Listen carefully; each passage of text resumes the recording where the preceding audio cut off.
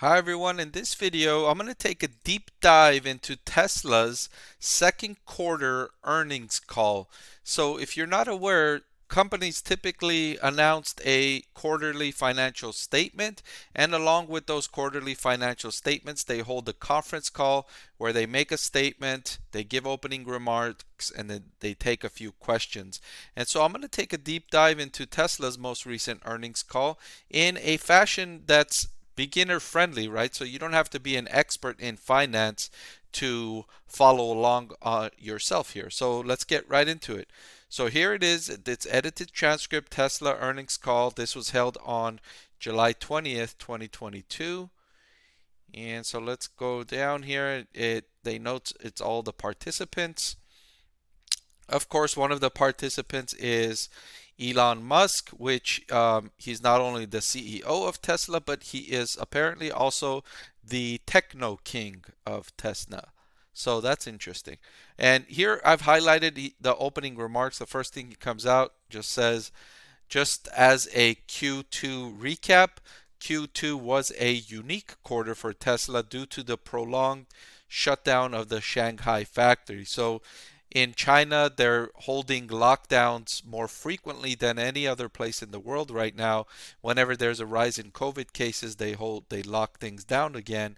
And so one of the areas that was locked down was Tesla's Shanghai factory, and that caused Tesla's supply to be limited in the quarter. But Elon notes that production ramp is increasing at its Berlin factory. They achieved an important milestone of 1,000 cars in a week in June. So that's good news for investors that production is ramping up. And throughout this call, what you'll notice is a outsized focused on supply and production for Tesla because they've got such robust customer demand.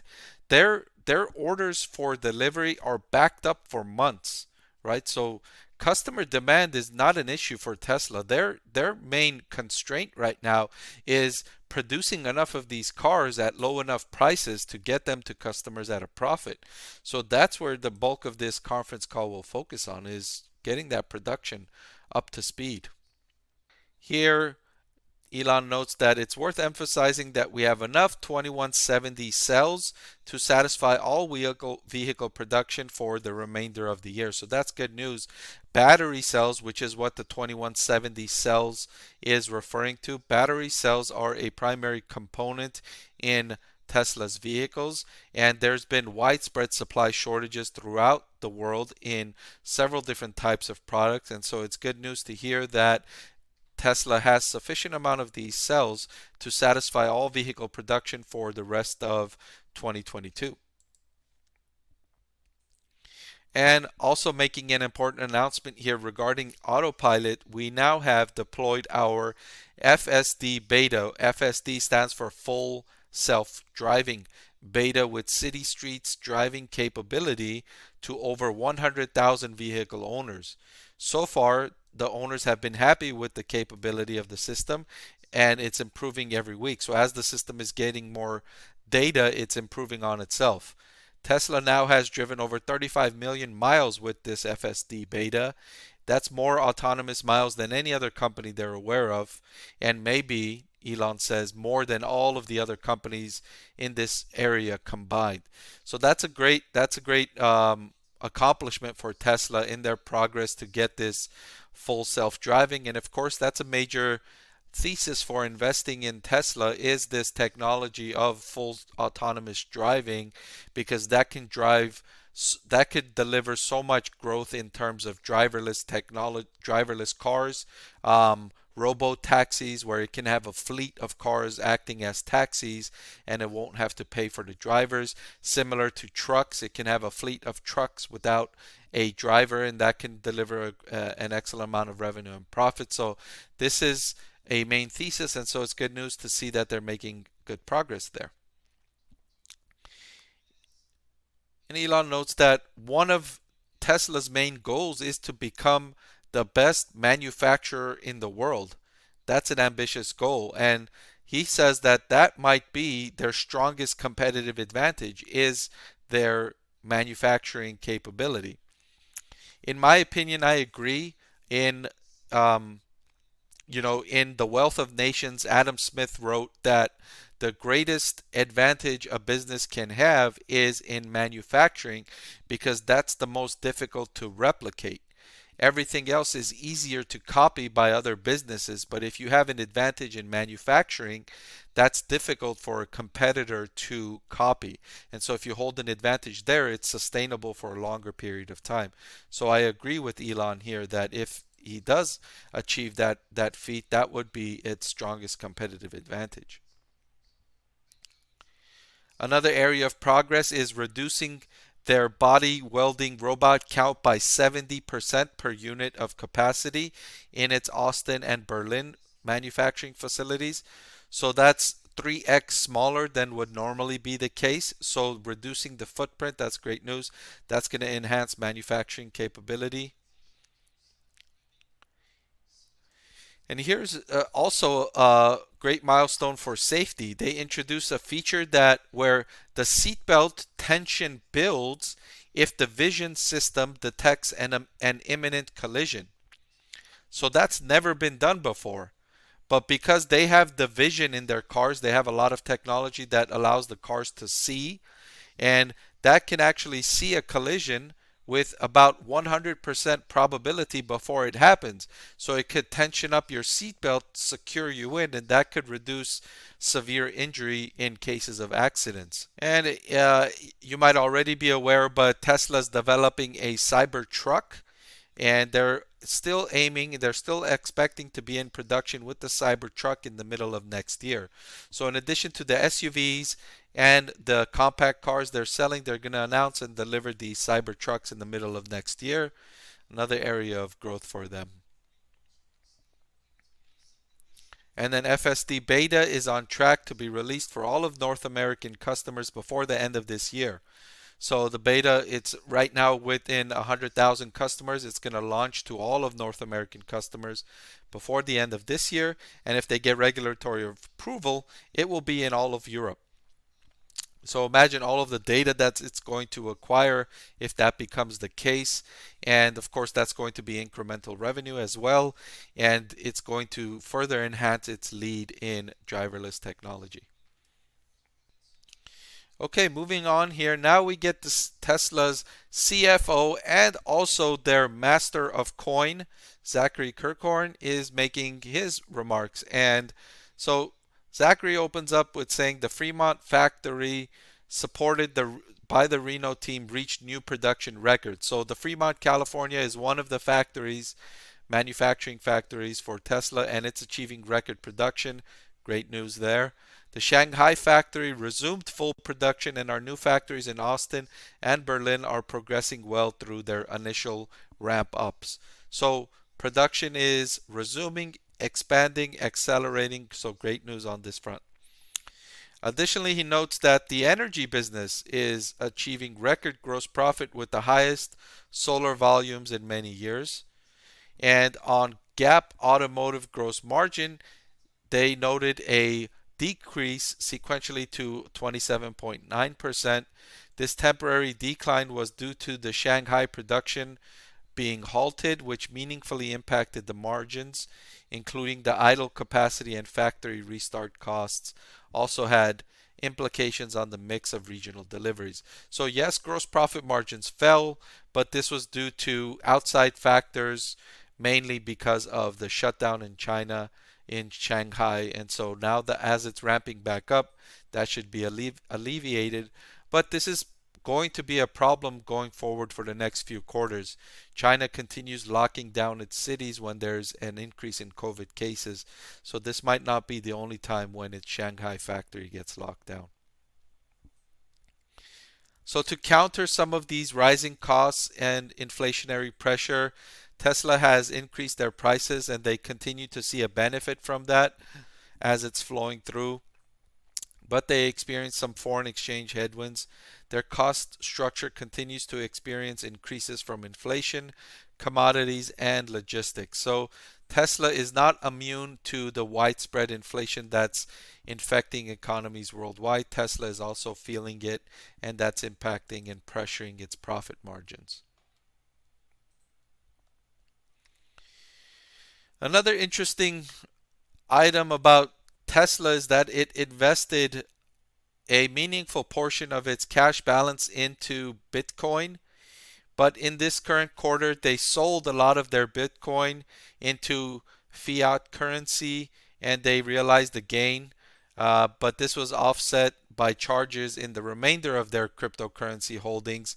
And because cryptocurrency prices have came down significantly off their highs, and so some of it, when they sold, it was still higher than what they bought it at. So they reported a gain in that regard. But from quarter over quarter, the rest of their holdings have experienced losses. But after the CFO said that, Elon Musk jumps in and wanted to tell investors, hey, look, it should be mentioned that the reason we sold a bunch of our Bitcoin was because there was uncertainty when the COVID lockdowns in China happened. So that's why we sold Bitcoin. It wasn't because we don't believe in Bitcoin anymore. I just want to, as the techno king of Tesla, I just want to come out and say that to emphasize that point. Like, I still believe in Bitcoin. Oh, by the way, I'm selling a bunch of it on the side here. So, in my opinion, I watch what they're doing, not what they're saying. So if he's selling this much, I think that says a lot about what Tesla feels about cryptocurrency. So even though saying he's coming out and saying I wouldn't take too much into account of this, I still do take into account what those actions mean as to what he's thinking about Bitcoin in the future. And also highlights that we still have our Dogecoin. Okay, so going out of his way to highlight that, we still have this. The CFO moves on saying that despite those challenges like inflation and the shutdowns in the China factory, they were still able to achieve one of their strongest operating profit margins of 14.6%, which is truly impressive. Not just achieving this operating profit margin of 14.6%, but the progress that Tesla has made over the years in ramping its output, in achieving economies in scale, and achieving these more operating profit margins of 14.6% is impressive to be sure. And finally, notes despite losing more output in Q3 than expected, they still feel confident that they can achieve 50% growth this year. And this target has become more difficult, but it remains possible with strong execution. That concluded the opening remarks segment of the conference call, and now it moves to the question and answer portion of the conference call.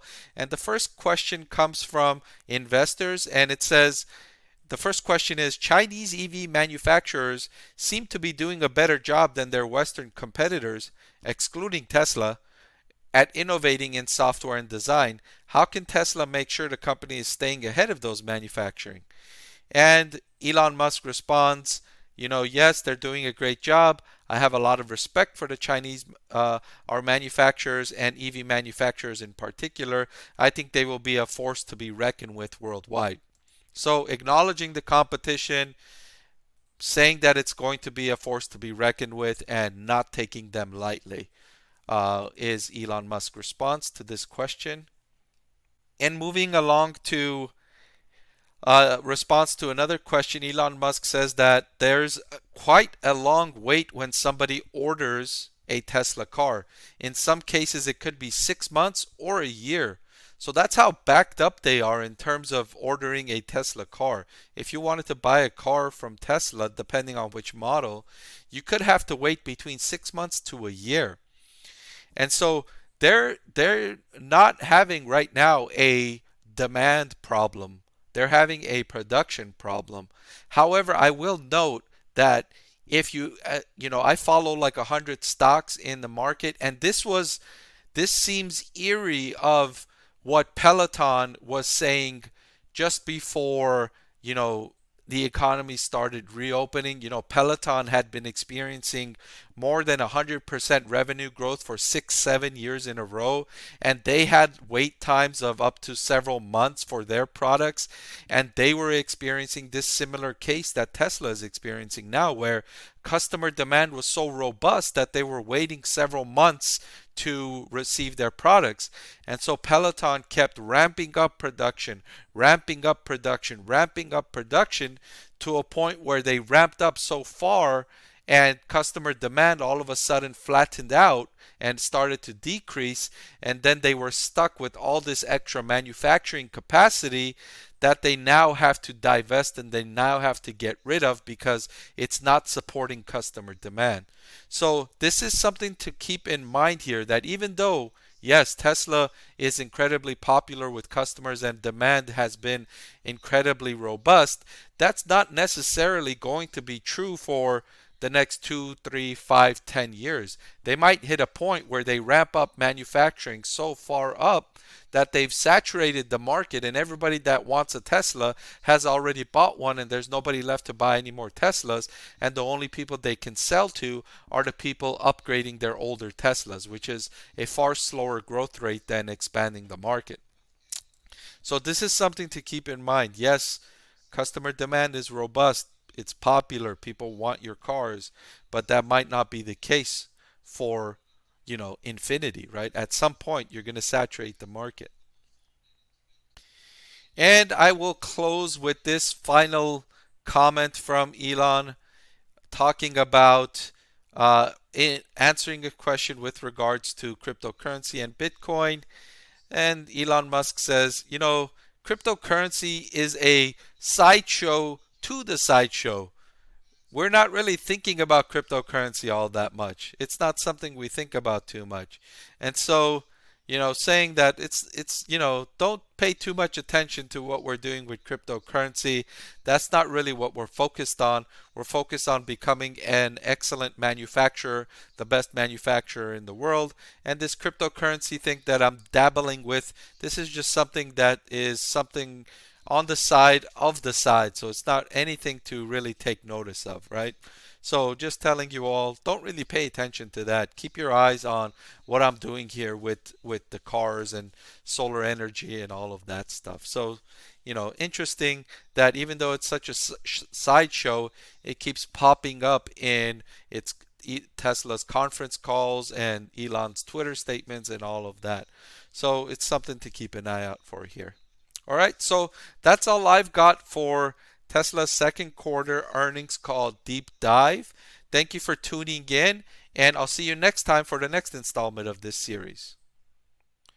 I want to thank the Motley Fool for sponsoring this video. The Motley Fool is a company that provides investing insight and stock recommendations for all investors of all skill sets and risk levels. So I'm proud to partner with the Motley Fool to bring you 10 stock picks from their popular product, Stock Advisor. Stock Advisor has beaten the market by more than 3 times. Go to fool.com/Parkev to get your 10 stock picks now.